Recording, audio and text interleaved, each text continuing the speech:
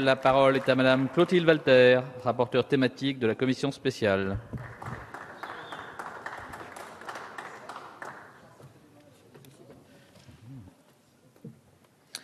Monsieur le Président, Madame et Messieurs les ministres, Monsieur le Président de la Commission spéciale, Monsieur le rapporteur général, chers collègues.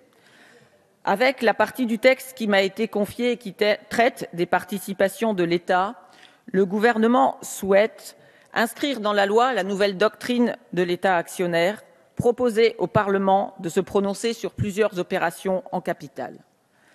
En commission, nous avons voulu, Monsieur le ministre, marquer clairement qu'un État actionnaire adapte certes les outils dont il dispose, mais doit s'appuyer plus que jamais sur les fondamentaux, à savoir les intérêts essentiels de la nation qu'il s'agit de préserver.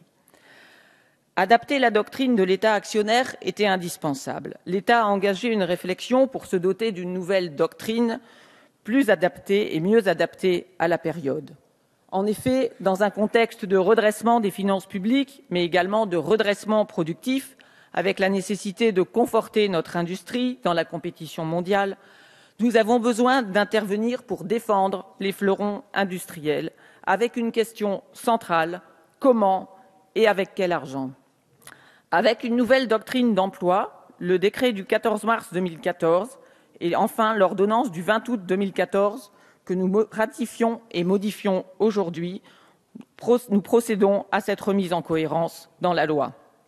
Globalement, cette ordonnance modifie peu le droit en vigueur. Elle comporte néanmoins quelques éléments nouveaux qui clarifient la représentation de l'État dans les conseils d'administration et renforcent les règles relatives aux opérations de cession dès lors qu'il s'agit de franchir des seuils de contrôle, et c'est très important dans l'état d'esprit qui est le nôtre.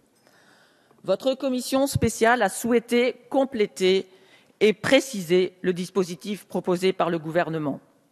Le gouvernement n'est pas allé, Monsieur le ministre, au bout de la démarche. Les auditions ont permis d'analyser l'opération de privatisation de la société de gestion de l'aéroport de Toulouse. Nous en avons beaucoup parlé. Ce cas est emblématique de ce qu'il ne faut plus faire, nous semble-t-il.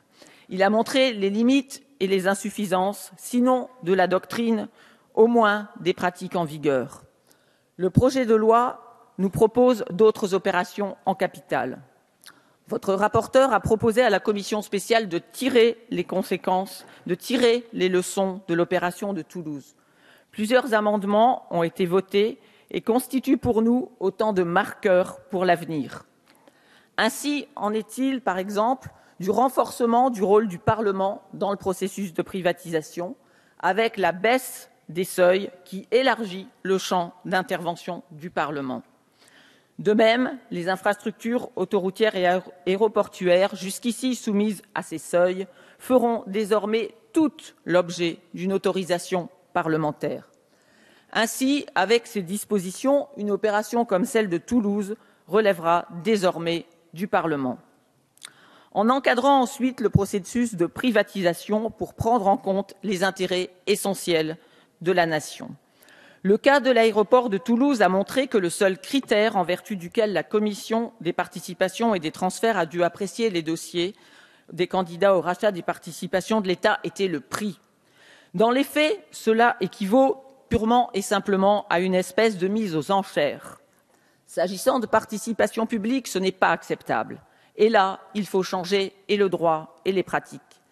C'est pourquoi votre rapporteur a proposé à la commission spéciale à la fois de renforcer le rôle et le contrôle de la commission des participations et des transferts, mais aussi d'introduire d'autres critères de choix afin de prendre en compte les intérêts essentiels de la nation. Ainsi, nous le verrons dans la suite du débat à l'article 49 concernant le transfert du capital des aéroports de Nice et de Lyon, nous avons apporté ces modifications.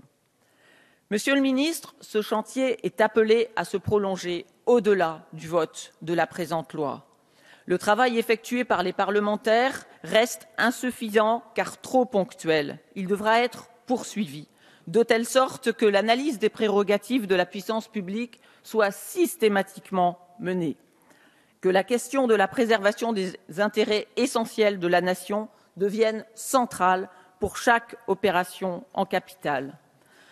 Au total, Monsieur le Ministre, une gestion dynamique du portefeuille des participations publiques ne veut dire ni vente aux enchères, ni que l'on vend les bijoux de famille pour payer les dettes. L'objectif de la meilleure utilisation possible de ces actifs au regard des intérêts de la nation.